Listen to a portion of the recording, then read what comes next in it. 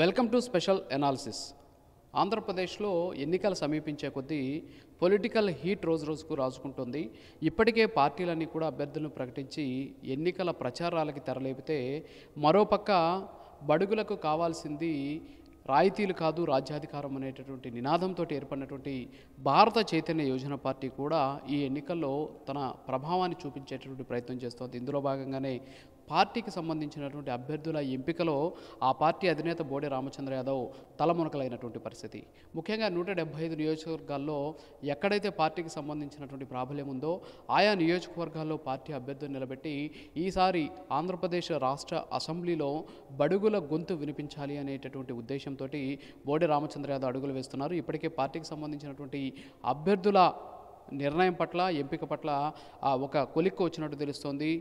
పార్టీకి సంబంధించి చాలామంది కూడా ఆశావహులు పార్టీ అధినేత బోడే రామచంద్ర యాదవ్ని కలుస్తూ ఉన్నారు. అంతేకాకుండా పార్టీకి సంబంధించినటువంటి ఒక కమిటీ స్క్రీనింగ్ చేసిన తర్వాత అభ్యర్థుల ఎంపిక కూడా శ్రీకారం చుట్టినటువంటి పరిస్థితి.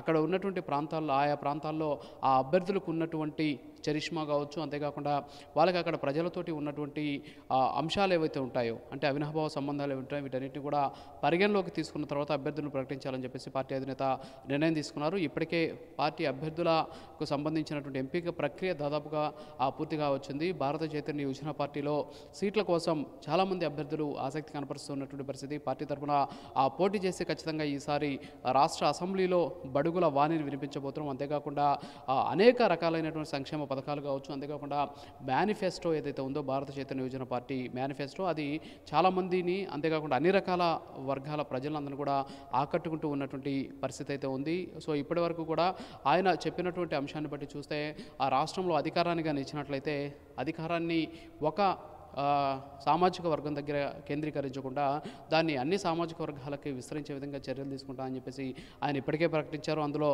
2 ఏళ్ల పాటు సీఎం పీఠాన్ని బీసీలకి, అలాగే 2 ఏళ్ల పాటు సీఎం పీఠాన్ని కాపులకి, 1 ఏడాది దళితులకు ఇస్తానని చెప్పేసి ఆయన ప్రకటించినటువంటి పరిస్థితి. సో ఇలాంటి చారిత్రకమైనటువంటి నిర్ణయాలు తీసుకోవడం, అంతేకాకుండా రాష్ట్రంలో బడుగులకు సంబంధించినటువంటి వాణిని అసెంబ్లీలో వినిపించి వాళ్ళ సమస్యలు పరిష్కరించే దిశగా ఆ పార్టీ అడుగులు వేస్తూ ఉన్నటువంటి నేపథ్యంలో అనేక మంది ఆశావహులు ఆ పార్టీలో సీట్ల కోసం వస్తూ ఉన్నటువంటి సిచ్యువేషన్ అయితే కనిపిస్తుంది. సో 1-2 రోజుల్లోనే పార్టీకి సంబంధించినటువంటి అభ్యర్థులను భారత చైతన్య యోజన పార్టీ ప్రకటించేటటువంటి అవకాశాలు కనిపిస్తున్నాయి.